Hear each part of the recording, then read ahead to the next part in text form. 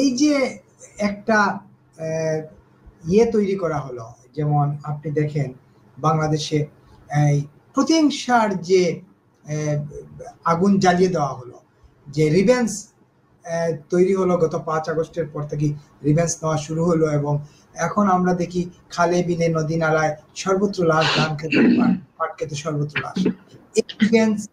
এই রিভেঞ্জের পার্ট আবার এই শেখ হাসিনা শেখ পরিবারের সদস্যদের ভোটাধিকার আর খর্ব করা। সংবিধানের কোন জায়গায় আছে যে তার ইয়েটা এনআইডি ব্লক করতে হবে? তিনি দেশ ছেড়েছেন বা তাদের বাসায় পালিয়ে গেছেন কিংবা তিনি আত্মগোপনে আছেন, যাই করুন, তার এনআইডি ব্লক করার একটা কে দিল আসলে এই সরকারকে বা নির্বাচন কমিশনকে বা এনআইডি যারা ডিল করেন তাদেরকে? আপনারা আসলে মানে ভুল প্রশ্ন করছেন আমাদেরকে। আপনারা প্রশ্ন করবেন এরকম যে বাংলাদেশে কেন এখনো বঙ্গবন্ধুর জায়গায় জিন্নার ছবি টাঙানো হয়নি অথবা গোলাম আজমের ছবি টাঙানো হয়নি। আপনারা প্রশ্ন করবেন এখনো কেন বাংলাদেশে পাকিস্তানের সংবিধানটি বা ইসলামিক রেভলিউশনের সংবিধান বা আল্লাহর আইন প্রচলন করা হয়নি, ওগুলা করবেন। বাংলাদেশের সংবিধান কেন ওরা মানবে? ওরা তো বাংলাদেশ বিরোধী চক্র। সহজ কথা, একেবারে সুস্পষ্ট আমার বক্তব্য, এটা তো বাংলাদেশকে ধারণ করে না, এরা ধারণ করে মৌলবাদীকে, জঙ্গিবাদকে, এরা ধারণ করে পাকিস্তানকে অথবা আমেরিকার কোন উগ্রবাদের। আমরা তো এখন 51তম স্টেট আমেরিকার অঙ্গরাজ্য, এখন যে অঙ্গরাজ্যের অবশ্য শুধুমাত্র ওরা আমাদের কাছ থেকে নিবে, আমরা আবার যেতে পারবো না এই ধরনের অঙ্গরাজ্য। কারণ এনডিএ চুক্তিতে যে ধরনের ক্লজ দেওয়া হয়েছে সেই ক্লজ অনুযায়ী ধরেন মানে আমরা একেবারে চিরস্থায়ী বন্দোবস্ত তো উঠে গিয়েছিল সেই ব্রিটিশদের, সেই চিরস্থায়ী বন্দোবস্তের টোটাল যে মানে আধুনিক ভার্সনটা হচ্ছে এনডিএ, নন ডিসক্লোজার এগ্রিমেন্ট, এবং ওই এগ্রিমেন্টে আমরা এখন পুরোপুরি ভাবে আমেরিকার একেবারে কৃতদাসে পরিণত হয়েছি। যার কারণে আপনারা অতি সম্প্রতি দেখেছেন চট্টগ্রামে মার্কিন সেনাদের নানা ধরনের মহড়া চলছে। তারা বলছে যে বাংলাদেশ বিমান বাহিনীর সাথে তারা যৌথ মহড়ায় আসছে, এবং অতি সম্প্রতি একটি বিষয় আপনারা ইউটিউবের কল্যাণে দেখতে পেরেছেন, প্রায় 120 জন ইউএস সোলজার আমেরিকার আপনার যে হোটেলটি আছে, সরি চট্টগ্রামে যে হোটেলটি আছে সেখানে 5 স্টার হোটেল রেডিসন ব্লুতে তারা 120 জন সোলজার তারা ওখানে উঠেছেন, বাট তাদের নাম কোনো রেজিস্টারে এন্ট্রি করা হয়নি। আমরা এই ধরনের তথ্য জানতে পেরেছি। আরো কিছু তথ্য আমরা আসলে জানতে পারবো বাংলাদেশে, কারণ আমরা এখন 51তম অঙ্গরাজ্য, 51তম মানে অঙ্গরাজ্য তো বলা যাবে না, 51তম কৃতদাসের দেশ হচ্ছে বাংলাদেশ, এবং এই কৃতদাসে রূপান্তরিত করেছেন আমাদের সোনার ছেলেরা, আমাদের এই জঙ্গি তৌহিদি যৌনতারা এবং আমাদের জেনজি প্রজন্ম। তারা স্বাধীন সার্বভৌম বাংলাদেশকে আজকে যুক্তরাষ্ট্রের 51তম কৃতদাস রাষ্ট্রে মানে অঙ্গরাজ্যে পরিণত করেছে। আর সংবিধানের কথা আপনারা বলেন, আজকে আমাদের সংবিধান বাবা আছেন একজন, উনি আবার ওই আমাদের বাবাদের দেশ থেকে এসেছেন, তো যুক্তরাষ্ট্র থেকে, জনাব আলী রিয়াজ সাহেব। তো এই সংবিধান বাবা বাংলাদেশের সংবিধান লিখছেন, আবার এই সংবিধানে বুদ্ধি পরামর্শ দিচ্ছেন 71-এর মানবতা বিরোধী অপরাধে অভিযুক্ত বাংলাদেশ জামাত ইসলামী, আর যথারীতি আমাদের বিএনপি। আর বাকিগুলাকে আমি কোনো রাজনৈতিক দল বলে গণ্য করি না, কারণ ওদের কোনো রাজনীতি নাই, ওগুলা সব জঙ্গি, জিহাদি, মৌলবাদী অথবা রাস্তার টোকাই, এরা কোনো রাজনৈতিক দল না।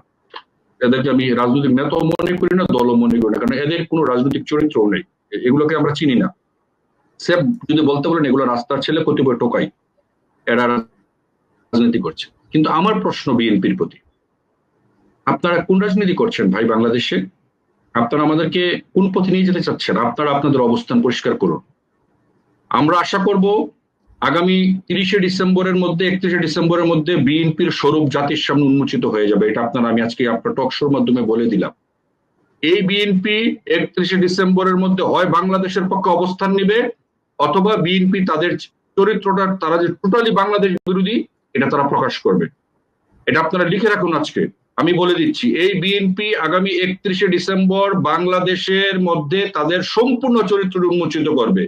আইদার তারা বাংলাদেশের পক্ষে অথবা তারা বাংলাদেশের বিরুদ্ধে। এখন বাংলাদেশের টোটাল হচ্ছে যে রাজনীতিটা চলছে, সেটা হচ্ছে বাংলাদেশের পক্ষে আর বাংলাদেশের বিপক্ষে। এখন যারা রাজনীতি করছে তারা সকলে বাংলাদেশ বিরোধী চক্র। যদিও বিএনপি মুক্তিযুদ্ধের কথা ইনিয়ে বিনিয়ে এভাবে বলার অপচেষ্টা করছে, তথাপি তাদের কর্মকাণ্ড এবং তাদের বিগত 1 বছরে তারা যে কর্মকাণ্ডটি বাংলাদেশে পরিচালনা করছে তাদের কোনোভাবেই এটা প্রমাণিত হয় না যে তারা বাংলাদেশের পক্ষের কোনো শক্তি। কারণ তাদের যে নেতারা, তাদের যে কর্মীরা, তারা যে অন্যান্য মানে পুরো বাংলাদেশ জুড়ে যে মবটি পরিচালিত হচ্ছে তার 90% মবের পিছনে রয়েছে এই বাংলাদেশ জাতীয়তাবাদী দল বিএনপি নেতাকর্মীরা। তারা পাথর লুট থেকে শুরু করে, পাথর দিয়ে মানুষ হত্যা করা সহ বিভিন্ন জায়গায় চাঁদাবাজি থেকে শুরু করে এমন কোনো অপকর্ম নেই তারা করে না। তো সুতরাং তাদের হাতে বাংলাদেশ কতটুকু নিরাপদ, 2001 থেকে 2006 নিরাপদ ছিল সেটা এই প্রজন্ম না জানলেও এই প্রজন্মের আগে যারা বাংলাদেশে আছেন তারা অন্তত জানে।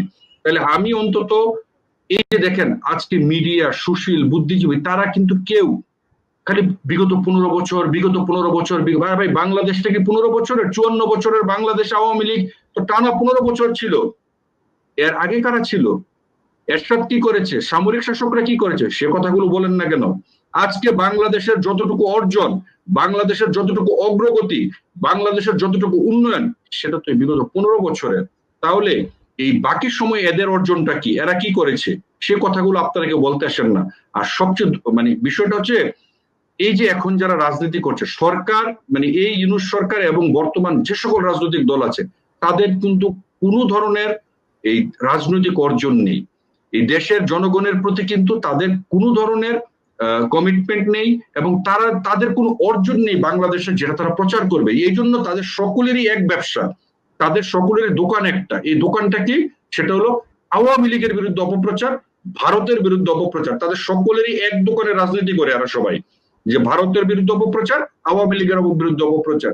এই ইউনূস সরকারগণ তারা এসে 7 সিস্টার্স দখল করার হুমকি দেয়নি, স্বয়ং ইউনূস সাহেব দিয়েছেন। ভাই পেরেছেন 7 সিস্টার্স দখল করতে? একটু যান না দখল করতে, দেখি কতটুকু যোগ্যতা আছে। এই ইউনূস সরকারের বর্তমান আইন উপদেষ্টা 26 লক্ষ ভারতীয় খবর দেয়নি জাতিকে মিথ্যা প্রপাগান্ডা দিয়ে। কই একজনকে খুঁজে বের করতে পারলেন না এই পর্যন্ত। এই আসিফ নজরুল সাহেব ইলিশ মাছ নিয়ে স্ট্যাটাস দেয়নি, মন্ত্রীদের বিদেশি চিকিৎসা দিয়ে স্ট্যাটাস দেয়নি। কই কিছু রাখতে পেরেছেন? এখন চীনের দুঃখ হোয়াংহো আর আমাদের আসিফ স্যারের দুঃখ হচ্ছে পুরাতন স্ট্যাটাস সব বের হয়ে আসে। আসিফ স্যার কি কি অপকর্ম অতীতে করেছিলেন সে অপকর্ম জাতি জেনে যায়। তো জানলে কি হবে? এদের তো লাজ লজ্জা বলতে কোনো জিনিস নেই। এরা হচ্ছে মানে কিছু মানুষ আছে না বিপুল ভাই, যে নির্লজ্জ বেহায়া মানুষ দুনিয়াতে আল্লাহ প্রেরণ করেছেন।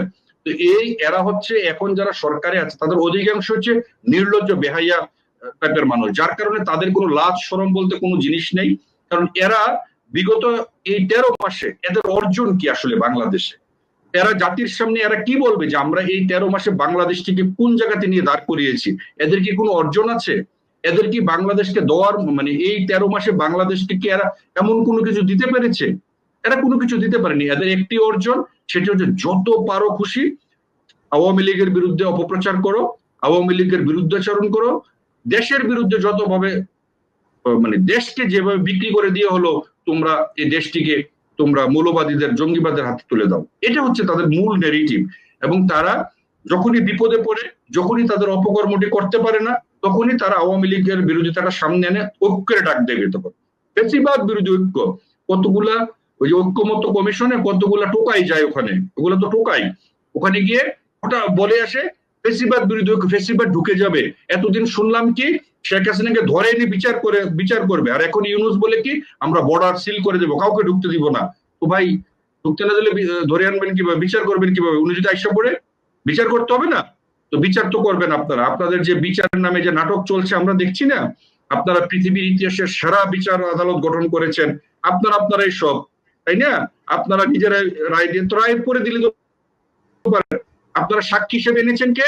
আমার দেশের সম্পাদক মাহমুদুর রহমান। উনি কি 5ই আগস্টের আগে বাংলাদেশে ছিলেন? এই ব্যক্তি একটা দুর্নীতিবাজ, একটা দেশদ্রোহী ব্যক্তি মাহমুদুর, জঙ্গিবাদের উস্কানিদাতা হলো এই মাহমুদুর। ও গেছে ট্রাইব্যুনালের সাক্ষী দিতে বঙ্গবন্ধু কন্যার বিরুদ্ধে। ও ছিল কোথায়? 5ই আগস্টের আগে বাংলাদেশে ছিল? 5ই আগস্টে ও জুলাই আগস্টের আন্দোলনে ছিল এই জঙ্গি মাহমুদুর? ছিল না। তো সে গেছে ট্রাইব্যুনালের সাক্ষী দিতে। তো এইসব নাটক জাতির সামনে আমরা বুঝি না? আমরা অনেক কিছু বুঝি, বুঝলে হবে কি আমরা এখন এগুলো বললে হবে আমাদেরকে আপনারা যে কথা বলে তাকে তো আপনারা নিয়ে ওখানে আপনাদের জেলখানাটা ভর্তি করে রাখছেন। কত লোককে ভরবেন এটার মধ্যে? আর কয় লক্ষ লোককে ঢুকাবেন? আওয়ামী লীগ কিন্তু মিনিমাম 40 থেকে 50% আওয়ামী লীগ। সুতরাং 18 কোটি মানুষের জনসংখ্যাকে নিয়ে জেলখানায় বন্দি করতে পারবেন না। এই তামাশা বন্ধ করুন দয়া করে। আর আওয়ামী লীগের যারা নেতা কর্মীরা আছেন বা এই বাংলাদেশের পক্ষে যারা আছেন, আমি স্ট্রেইট একটি কথা বলে দিই বিপুল ভাই, এই বাংলাদেশকে উদ্ধার করতে হলে কোনো ডায়লগ, কোনো সমঝোতা, কোনো আলাপ আলোচনা নাই। এদের বিরুদ্ধে স্ট্রেইট প্রতিরোধ এখন গড়ে তুলতে হবে, পদে পদে প্রতিরোধ করতে হবে। 71-এ যেভাবে হানাদার বাহিনীর বিরুদ্ধে আমরা প্রতিরোধ গড়ে তুলেছিলাম, এই বাংলাদেশটিকে উদ্ধার করেছিলাম সে হানাদার বাহিনীর হাত থেকে, ঠিক তেমনি ভাবে এই সব রাজাকার দেশদ্রোহী বাংলাদেশ বিরোধী যারাই আসুক না কেন তাদের বিরুদ্ধে প্রতিরোধ গড়ে তুলতে হবে। দরকার হলে সশস্ত্র প্রতিরোধ করতে হবে। তাদেরকে ছাড় দেওয়ার আর কোনো কারণ আছে বলে আমরা মনে করি না। যদি কেউ ছাড় দেয়, এই দেশটি আসলে পূর্ব পাকিস্তানে আবার ফিরে যাবে অথবা আফগানিস্তানে ফিরে যাবে, যেটা হবে আমাদের জন্য খুবই দুঃখজনক। ধন্যবাদ। একেবারে